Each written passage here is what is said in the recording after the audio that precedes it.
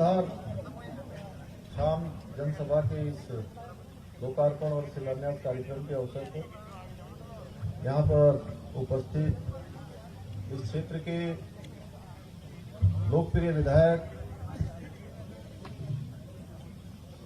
जो लगातार आपकी समस्याओं के लिए लगातार संघर्ष करते हैं, ऐसे आदरणीय प्रीतम सिंह पवार जी, हमारे पार्टी के जिलाध्यक्ष भाई विनोद प्रसाद रतूड़ी जी, मंडल अध्यक्ष भाई रामचंद्र खंडूरी जी, श्री राजेंद्र जुयाल जी विधानसभा प्रभारी धनोल्टी, हमारे बहुत वरिष्ठ नेता पूर्व मंत्री आदरणीय नारायण सिंह राणा जी, इस क्षेत्र के पूर्व विधायक और गढ़वाल मंडल विकास निगम के अध्यक्ष रहे आदरणीय महावीर सिंह आंगण जी, भाई सुभाष रमोला जी जिला सहकारी बैंक के अध्यक्ष, प्रभा बिष्ट जी ब्लॉक प्रमुख फूलधार, मंच पर विराजमान भारतीय जनता पार्टी के सभी पदाधिकारीगण, हमारे क्योंकि बहुत लंबा है, अगर मैं सबका नाम लूंगा तो बड़ा लंबा हो जाएगा, क्यों सुभाष, हमारे महामंत्री जी जो कि लगातार आप सबको और मंच को जोड़ने का काम कर रहे हैं, हमारे जिलाधिकारी जी, हमारी एसएसपी और सभी शासन प्रशासन के आए हुए सभी अधिकारीगण, सभी कर्मचारीगण, इस कार्यक्रम में उपस्थित हमारे सभी बड़े बुजुर्ग माताएं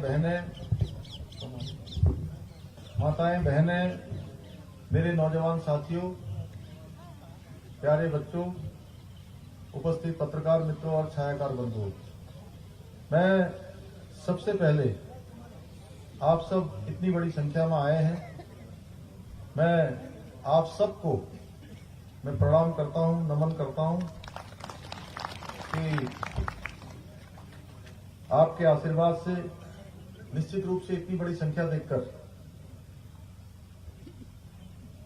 निश्चित रूप से एक ऊर्जा का संचार होता है और काम करने की और प्रेरणा मिलती है।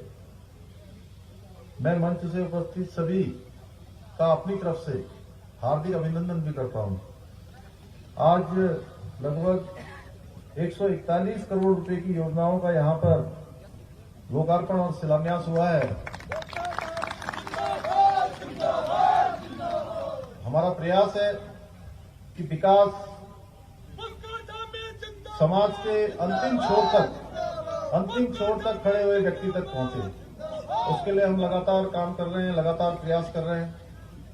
मैं हमारे भारत मां के वीर सपूत जिनका और उनकी पत्नी दोनों का, और साथ में हमारे देश के रणबांकुरे जो उनके साथ थे, सभी का निधन हो गया। मैं उनको अपनी श्रद्धांजलि भी अर्पित करता हूं। और मैं सच बताऊं तो अभी भी मुझे विश्वास नहीं हो रहा है कि जनरल रावत अब हमारे बीच में नहीं है। बहुत सारी स्मृतियां उनके साथ हैं और जहां भी हम जाते हैं, अभी क्योंकि उनकी 13वीं भी नहीं हुई है, इसलिए जहां भी जा रहे हैं तो जनरल साहब की याद आती है। एक सैनिक पुत्र होने के नाते उनका मेरे साथ बहुत स्नेह और आशीर्वाद था, हमेशा मेरा मार्गदर्शन करते थे। और पिछले दिनों हमने उनके साथ मिलकर 4 कार्यक्रम उत्तराखंड के अंदर बनाए हुए थे। सैनिक परिवारों से, यहाँ के परिवारों से, यहाँ के पलायन के बारे में, रोजगार के बारे में, यहाँ पर कैसे अच्छे बागवानी हो, कैसे अच्छी यहाँ पर उद्यान के काम हो, कैसे यहाँ पर टिहरी डैम के बारे में भी रुचि होती। बड़ी कल्पना थी कि सेना के साथ कैसे यहाँ का काम किया जाए। तो 4 कार्यक्रम देहरादून, लैंसडाउन, बनबसा और रानीखेत में उनके और मेरे बने हुए थे। और मैं जब वो पहली बार मुझे मिले मुख्य सेवक के रूप में, जब मुझे ये दायित्व मिला, तो उत्तराखंड सदन दिल्ली में वो भेंट करने आए थे। और उन्होंने उस दिन मुझसे कहा था कि मेरे पूज्य पिताजी की यूनिट है महार रेजिमेंट सागर में, कि मैं चाहता हूं कि आप मेरे साथ सागर चलें वहां पर वार मेमोरियल जाएंगे और इसी महीने हमारा और उनका सागर महार रेजिमेंट में जाने का कार्यक्रम था। अब मैं जब जब सागर के कार्यक्रम के बारे में सोच रहा हूं, मैं आदरणीय राजनाथ सिंह जी को जब बता रहा था कि उन्होंने इतने सारे कार्यक्रम तय किए थे, इतनी सारी योजनाएं बनाई थी, तो मैं सच बताऊं तो मेरी आंखों में आंसू आ गए और मैं बोलना मेरा गला भर आया जब मैं उनको बता रहा था कि उन्होंने ऐसे ऐसे कार्यक्रम बनाए थे। बहुत बड़ा साया था उनका, बहुत बड़ी हमारे उत्तराखंड राज्य को बहुत बड़ी क्षति हुई है, साथ ही देश की सेना की भी बहुत बड़ी क्षति हुई है। आज आप लोग देख रहे होंगे, आज से कुछ सालों पहले कुछ लोग उनको गली का गुंडा कहते थे और आज राजनीति के चक्कर में जब चुनाव आ गया सामने तो उनके बड़े बड़े फोटो भी लगा रहे हैं। मैं किसी का नाम नहीं लेना चाहता हूं, हालांकि कहने का अवसर नहीं है, लेकिन फिर भी दर्द होता है, कष्ट होता है, क्योंकि हमारा ये प्रदेश ये राष्ट्रवादियों का प्रदेश है, ये राष्ट्र भक्तों का प्रदेश है और यहाँ के लोग स्वाभिमान से जीना जानते हैं, स्वाभिमानी हैं। और आज ये काम देश को आगे बढ़ाने का काम, देश का मान सम्मान और स्वाभिमान बढ़ाने का काम, मजबूत भारत बनाने का काम, आत्मनिर्भर भारत बनाने का काम, भारत को एक नया भारत बनाने का काम अगर कोई कर रहा है तो भारत मां का लाल नरेंद्र भाई मोदी कर रहे हैं। उनके नेतृत्व में आज लगातार हमारा देश आगे बढ़ रहा है। आज देखिए आप, मैं अभी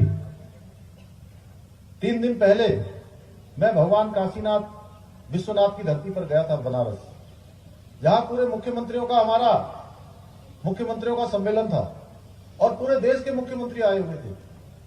आज किस तरीके से सुशासन चलता है, किस तरह से कार्य पद्धति चलती है, एक नया कार्य व्यवहार माननीय मुख्यमंत्री, माननीय प्रधानमंत्री के रूप में काम करने के बाद आया है। नया कार्य व्यवहार पूरे हिंदुस्तान के अंदर आया है। लोग पहले धर्म नहीं करते थे, आज वो धर्म करने को मजबूर है। जो कर्म नहीं करते थे वो कर्म करने को मजबूर है। आप देखिए हमारे यहाँ पर केदारनाथ जी का केदारपुरी 2013 में पूरी तरह से वहां पर काफी नुकसान हो गया था और माननीय प्रधानमंत्री जी ने देश के प्रधानमंत्री के रूप में काम करते ही सबसे पहले कोई काम अपने हाथ में लिया तो केदारपुरी के भव्य पुनर्निर्माण का कार्य लिया और 400 करोड़ की योजनाओं का आज वहां पर लोकार्पण और शिलान्यास हो गया है। आज पूरे हिंदुस्तान के लोग नहीं, पूरी दुनिया के लोग केदारपुरी को देख रहे हैं। पहले चरण का काम पूरा हो गया है, दूसरे चरण का काम अब चल रहा है, तीसरे चरण का काम अप्रैल माह से प्रारंभ होगा। उसी प्रकार से बद्रीनाथ धाम में भी 250 करोड़ रुपए की धनराशि स्वीकृत हो गई है। उसका मास्टर प्लान बन गया है। उसके आसपास के जितने भी मकान हैं उन मकानों के बारे में भी बात हो गई है। अब बड़ा वहां पर भव्य बद्रीनाथ भगवान का मंदिर का प्रांगण बनेगा। हमारे इसी तरह से यमुनोत्री धाम, केदारनाथ, हमारा गंगोत्री धाम, ये दोनों के दोनों बनेंगे। हमारे जो बड़े रास्ते हैं, 4 धाम को जाने वाले रास्ते बनेंगे। कुछ लोग पर्यावरण के नाम पर, कुछ लोग किसी अन्य नाम पर कभी सुप्रीम कोर्ट चले जाते हैं, कभी हाई कोर्ट चले जाते हैं और उनको रोकने का काम करते हैं। आज माननीय न्यायालय ने भी जिस बात को हम कह रहे थे उसी बात पर मोहर लगाई। हमारी सरकार ने इसके लिए पैरवी करी। अब हमारे सारे रास्ते जो 4 धाम को जाने वाले हैं उन रास्तों के बनने का रास्ता भी अब साफ हो गया है।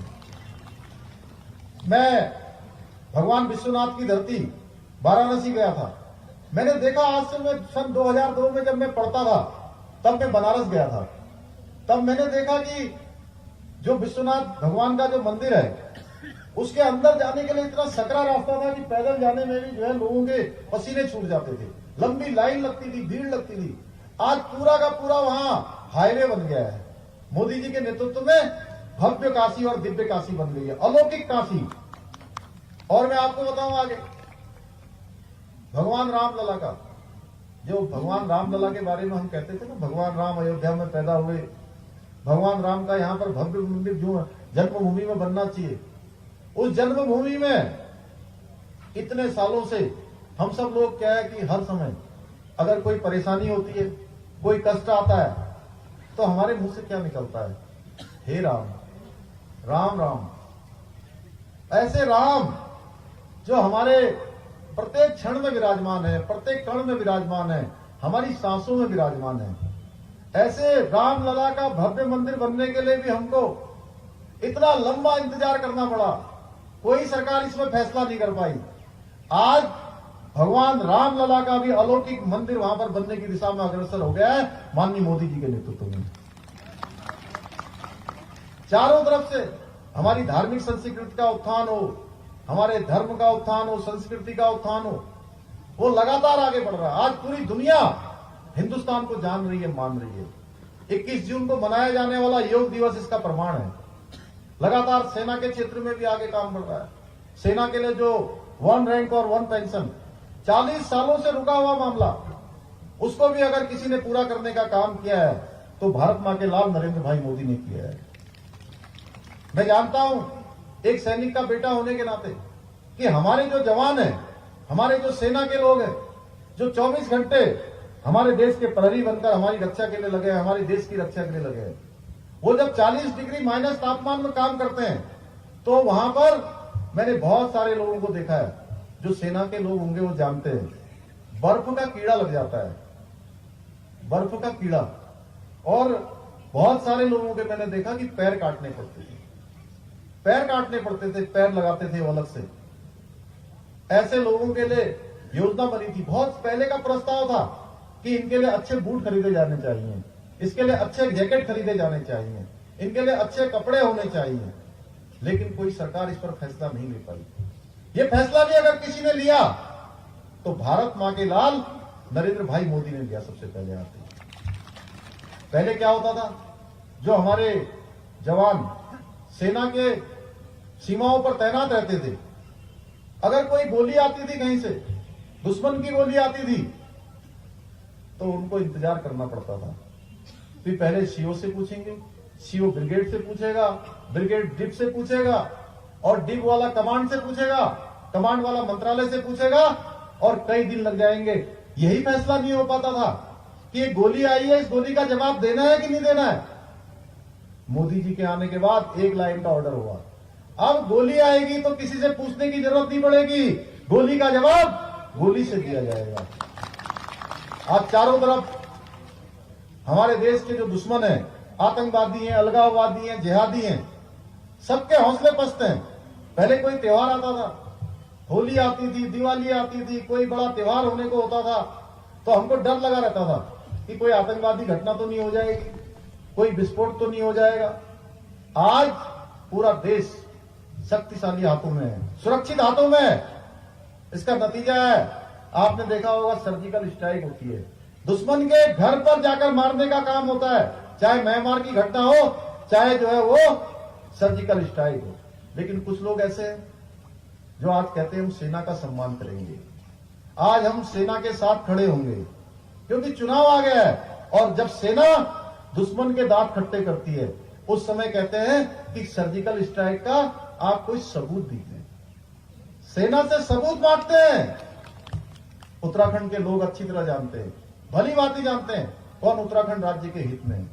भाइयों बहनों, मैं आपसे कहना चाहता हूं कि आज पिछले 4 जुलाई 2021 से मुझे आप सबकी सेवा करने का यह अवसर माननीय प्रधानमंत्री नरेंद्र मोदी जी ने, मेरी पार्टी ने मुझे दिया है। मैं लगातार पिछले 4 जुलाई से लगातार फैसले ले रहा हूं। हमारी सरकार लगातार आगे बढ़ रही है, बहुत सारे काम हम लोगों ने कर दिए हैं, बहुत सारों को अभी हम शासनादेश निकाल रहे हैं, हमने घोषणाएं करी हैं, उन घोषणाओं के लगातार आकलन कर रहे हैं। केवल घोषणाएं नहीं करी हैं, उनका वित्तीय प्रबंधन करते हुए उनके शासनादेश भी निकाल रहे हैं। इस कड़ी में हम लगातार एक एक पल और एक एक क्षण, कई बार पत्रकार बंधु मुझसे पूछते हैं कि आपको समय कम मिला है। अब मैं क्या करूं, जितना समय था उतना ही समय रहेगा, वो बढ़ तो नहीं सकता। इसलिए मैंने कहा कि इसमें कोई चिंता की बात नहीं है, काम करने के लिए एक दिन का समय भी बहुत होता है। और जो समय मुझे आप सबके आशीर्वाद से, भगवान की कृपा से मिला है, मैंने कोशिश की है कि एक एक क्षण और एक एक पल केवल और केवल अपने प्रदेश के 1 करोड़ 25 लाख भाई बहनों के लिए लगाएं, और लगातार लगाएंगे। माननीय प्रधानमंत्री जी का विजन है कि 2025 जब हमारा राज्य 25 वर्ष का होगा, उस समय हम जब इसकी रजत जयंती वर्ष का, स्थापना दिवस का समारोह मना रहे होंगे, रजत जयंती वर्ष मना रहे होंगे, तो उस समय हमारा ये राज्य हिंदुस्तान का सर्वश्रेष्ठ राज्य बने। उसके लिए हमने सभी विभागों को कहा है, सभी विभागों से हमने कहा है कि जो है वो अपनी योजनाएं, उसका एक रोड का विजन, एक रोड मैप बनाकर हमको प्रेषित करें। हम रोड मैप मंगा रहे हैं। हमने बोधिसत्व कार्यक्रम शुरू किया है। बोधिसत्व के माध्यम से जितने भी देश के हमारे प्रमुख वैज्ञानिक हैं, भारत सरकार के सलाहकार हैं, नीति आयोग के लोग हैं, या पर्यावरण के क्षेत्र में मैती आंदोलन चलाने वाले जैसे लोग हैं, अनिल जोशी जी जैसे लोग हैं, जिन्होंने पर्यावरण के क्षेत्र में काम किया है, प्रकृति के संरक्षण के लिए काम किया है, उत्तराखंड के ग्रामों के लिए काम किया है, ग्राम विकास के लिए काम किया है, ग्राम उदय के लिए, राज्य उदय के लिए जो लोग काम कर रहे हैं, उन सभी को साथ में लेकर हम योजनाएं बना रहे हैं। और उन योजनाओं का एक ब्लूप्रिंट तैयार करके हम आगे की कार्य योजना तैयार कर रहे हैं कि कैसे हमारे गांव मजबूत होंगे, कैसे हमारे पर्वतीय क्षेत्रों का विकास होगा, कैसे यहाँ का पलायन रुकेगा, कैसे यहाँ की सड़कें बनेंगी, कैसे हमारे नौजवानों को रोजगार मिलेगा, कैसे हमारे आर्थिकी का क्षेत्र बढ़ेगा। अभी मैं पिछले दिनों बनारस में, जब हमारे सभी राज्यों का एक एक प्रेजेंटेशन होता है, उस प्रेजेंटेशन में हमारे राज्य की तरफ से हमने होम स्टे पर वहां पर प्रेजेंटेशन दिया कि आने वाले समय में लोग उत्तराखंड को जाने और हर एक परिवार रोजगार से जुड़े, स्वरोजगार से जुड़े। उसके लिए होम स्टे की जो योजना है, हमने कहा है कि हम उसको और तेजी से और अधिक जो है सब्सिडी देकर और अधिक सरकार उनको प्रोत्साहित करके होम स्टे की योजना को हम घर घर तक ले जाएंगे, जिससे कि आने वाले जो भी हमारे पर्यटक होंगे बाहर से, एक तो उनको उत्तराखंड की संस्कृति को जानने का अवसर मिलेगा, उनको एक सस्ता और अच्छा पर्यटन मिलेगा, एक स्वच्छ वातावरण यहाँ पर मिलेगा, और हमारी जो घर के लोग हैं उन सभी को रोजगार का अवसर मिलेगा, स्वरोजगार का अवसर मिलेगा। केवल एक घर परिवार को नहीं मिलेगा, उसके आसपास के क्षेत्र के सभी लोगों को यह अवसर मिलेगा। इसलिए होम स्टे को हम बढ़ाएंगे, पर्यटन को बढ़ाएंगे, हर क्षेत्र को आगे बढ़ाने के लिए हम काम कर रहे हैं। अभी हमने जितने भी हमारे त्रिस्तरीय पंचायत में काम करने वाले हैं, उन सभी लोगों को, ग्राम प्रधानों से लेकर सभी को हमने उनका मानदेय बढ़ाने का फैसला किया, उनको प्रोत्साहन राशि देने का फैसला किया। हमारी सरकार ने पिछले दिनों उपनल कर्मचारी हो, चाहे हमारी आंगनबाड़ी की बहना हो, चाहे आशाएं बहनें हो, सभी बहनों को, हमारी भोजन माताएं, उनका भी हमने मानदेय बढ़ाया है। इसके साथ पीआरटी के जवानों का बढ़ाया है। हम नई खेल नीति लेकर लाए हैं। हमने नई खेल नीति के माध्यम से ऐसे भाई बहन जो खेलना चाहते हैं, उनके अंदर योग्यता है, क्षमता है, तो उनको किसी का मोहताज नहीं होना पड़ेगा। हमने नई खेल नीति में ऐसी व्यवस्था करी है कि आप कोई गरीब का बेटा भी अगर उसके अंदर योग्यता क्षमता है, तो हमारी सरकार उसको हर प्रकार की सुविधा प्रदान करेगी, खेलने जाने की सुविधा देगी, रहने की सुविधा देगी, उसको खाने की सुविधा देगी, उसको खेलने की सुविधा देगी। नई खेल नीति में हमने इसका प्रावधान किया है। स्वस्थ युवा स्वस्थ उत्तराखंड योजना हमने प्रारंभ की है। हम इसी हफ्ते पूरे उत्तराखंड के अंदर उसका एक एक मॉडल चालू करने वाले हैं, जिसमें हर गांव में हम एक ओपन जिम खोलेंगे, जिससे कि हमारे सभी नौजवानों को, युवाओं को खेलने का अवसर मिलेगा। मैं आपसे कहना चाहता हूं कि हम लगातार, चूंकि रोजगार को लेकर मैं हमेशा पहले से ही बात करता रहा हूं, नौजवानों की राजनीति में रहा हूं, छात्रों की राजनीति में रहा हूं, पूरे उत्तराखंड के एक एक कोने में गया हूं। मैंने देखा है कि रोजगार को लेकर हमारे यहाँ कितनी समस्याएं हैं। बेरोजगारी बहुत बड़ी समस्या है, उसको लेकर हम प्लान तैयार कर रहे हैं। सरकारी नौकरियां बहुत सीमित है, 24,000 नौकरियां हैं, उस पर भर्ती की प्रक्रिया हमने प्रारंभ कर दी है। 10,000 12,000 लोगों की भर्ती की प्रक्रिया हो गई है अभी तक। उसमें आने वाले समय में हम पूरे के पूरे भर देंगे, लेकिन उसके साथ साथ हमको स्वरोजगार की ओर भी ध्यान देना होगा। उसके लेकर हमारी सरकार लगातार योजना बढ़ा रही है। लगातार हम आजीविका मिशन के अंदर काम करने वाली हमारी बहनों को, उनको प्रोत्साहित कर रहे हैं। वीर चंद्र सिंह गढ़वाली योजना में काम कर रहे हैं। होम स्टे को हम प्रोत्साहित कर रहे हैं। इसी तरीके से अन्य सारे आजीविका मिशन के तहत जो काम करते हैं, उनको भी हम प्रोत्साहित कर रहे हैं। मुख्यमंत्री नैनो योजना हो या मुख्यमंत्री स्वरोजगार योजना हो, सारी योजनाओं के माध्यम से रोजगार को एक सेंट्रलाइज व्यवस्था के तहत काम कर रहे हैं। उसमें एकल खिड़की के आधार पर, सिंगल विंडो सिस्टम, कि कहीं उनको दूर न जाना पड़े। रोजगार के जो मेले लग रहे हैं, उन मेलों में हम धीरे धीरे ऐसा प्रावधान कर रहे हैं कि ठीक से जो लोग उसमें आवेदन लेकर आए, उनको लोन देने की ठीक से व्यवस्था हो। ऐसा ना हो कि पता चला कि वो लोन लेने के लिए उनको लंबी लाइन लगाना पड़े, लंबा संघर्ष करना पड़े। उससे हमने कहा है कि लगातार हम हर महीने, अभी तक मैं 4 बार SLPC की मीटिंग कर चुका हूं, जिससे कि जो बैंक में ऋण लेने के लिए जो हमारे आवेदन गए हुए हैं, उन पर तत्काल स्वीकृति प्रदान हो, तत्काल उनको स्वीकृति मिले। इस क्षेत्र में हम लगातार काम कर रहे हैं। हमने अतिथि शिक्षकों का वेतन 15,000 से बढ़ाकर 25,000 किया है। स्वास्थ्य और पर्यटन के क्षेत्र में, परिवहन के क्षेत्र में, और हमारी जितने भी जो चारधाम यात्रा न होने के कारण से प्रभावित हुए थे, इन सभी को मिला के राजस्व विभाग है, पुलिस विभाग है, ग्राम विकास विभाग है, हमारे होमगार्ड है, पीआरडी है, स्वास्थ्य विभाग है, सारे विभागों को मिलाकर कम से कम 6 लाख के लगभग लोगों को सीधे सीधे इस राहत राशि को प्रोत्साहन देने का काम भी हमने कोरोना महामारी के दौरान किया है। जबकि मैं आपको बता देना चाहता हूं, सरकार के पास भी इस समय बहुत सीमित साधन है और कोरोना महामारी में बहुत सारे काम हो नहीं पाए, बहुत सारा रेवेन्यू कलेक्शन नहीं हो पाया। लेकिन हमने कहा कि ये सरकार आपकी सरकार है, हम सबके साथ साझीदार के रूप में, उनके सहयोगी के रूप में, उनके एक मित्र के रूप में, भाई के रूप में उनके साथ ये सरकार खड़ी रहेगी। हम लगातार उसके लिए काम कर रहे हैं। हमने निःशुल्क जांच योजना प्रारंभ की है स्वास्थ्य क्षेत्र में। 207 जांचें हमने निःशुल्क करने का निर्णय लिया है। आयुष्मान भारत योजना में हमने जो कार्ड बनते थे, उन कार्डों को निःशुल्क देने का निर्णय किया है। अब कोई शुल्क उनका नहीं लगेगा। और जितने भी अस्पताल है, उन अस्पतालों को हमने कहा है, जिनके भी कार्ड बने हैं, जो भी कार्ड धारक है, उस कार्ड धारक को किसी भी कीमत पर इलाज की सुविधा से वंचित नहीं किया जाएगा। अगर ऐसी कोई खबर आएगी तो निश्चित रूप से उस पर भी हम सख्त कार्रवाई करेंगे। और जो अस्पताल है, अभी तक ये कहते थे कि हमको जो है भुगतान समय पर नहीं होता है, हमने 15 दिन के अंदर सारे अस्पतालों का जिनका बिल लगा होगा, हम आयुष्मान योजना के अंतर्गत जिनका इलाज हुआ होगा, हम भुगतान करेंगे। सरकारी कर्मचारियों को हमने गोल्डन कार्ड की सुविधा प्रदान की है। हमने वात्सल्य योजना प्रारंभ की है। जो बच्चे हमारे कोरोना महामारी में, जिनके परिवार के माता या पिता में से कमाने वाले, जिनका देहांत हो गया, मृत्यु हो गई है, ऐसे बच्चों की देखभाल करने के लिए सरकार ने वात्सल्य योजना चलाई है। प्रत्येक महीने उन बच्चों के भरण पोषण के लिए 3,000 रुपए की धनराशि सरकार के द्वारा दी जाएगी। और जब वो बच्चे 21 साल के हो जाएंगे तो उन बच्चों के 5% क्षैतिज आरक्षण की व्यवस्था भी हमारी सरकार ने की है। महालक्ष्मी योजना हमने प्रारंभ की है। महालक्ष्मी योजना के माध्यम से प्रथम 2 पैदा होने वाली पुत्रियों के बाद जो हमारी बहनों को, एक मां को और एक बच्चे को जिस सामान की आवश्यकता होती है, उस सामान की भरपाई करने के लिए उस महालक्ष्मी किट योजना के माध्यम से हम उनको प्रोवाइड करवा रहे हैं। एनडीए, सीडीएस, पीसीएस, आईएएस और जो हमारे लोक सेवा आयोग की परिधि में आने वाली परीक्षाएं हैं, उन परीक्षाओं में जिन भाई बहनों के जो भी प्रारंभिक परीक्षा पास कर लेंगे, आगे की तैयारी करने के लिए भी हमने सरकार की तरफ से 50,000 रुपए की व्यवस्था कर दी है कि 50,000 रुपया सहायता राशि के रूप में हम उन बच्चों को उपलब्ध कराएंगे। बहुत सारी योजनाएं हमने चलाई हैं। मैं उसको बोलूंगा तो बहुत लंबा हो जाएगा। मैं केवल आपको इतना कहना चाहता हूं कि हमारा भाव है कि हम उत्तराखंड को आने वाले समय में हिंदुस्तान का नंबर 1 राज्य बनाना चाहते हैं और उसके लिए पूरे प्राणों प्रण के साथ काम कर रहे हैं। ये योजना और ये यात्रा केवल मेरी यात्रा नहीं है, ये पुष्कर सिंह धामी की निजी यात्रा नहीं है, ये मंच पर बैठे हुए इन सब लोगों की यात्रा नहीं है।